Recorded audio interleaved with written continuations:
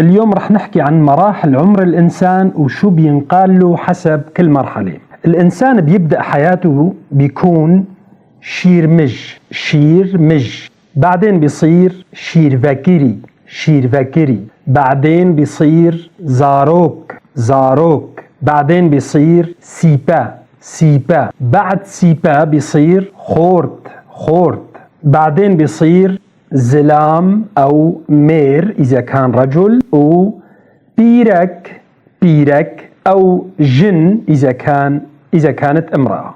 بعد هالمرحلة أو خلال هالمرحلة لعمر 50 تقريبا يعتبر نافسرة أو نافسر.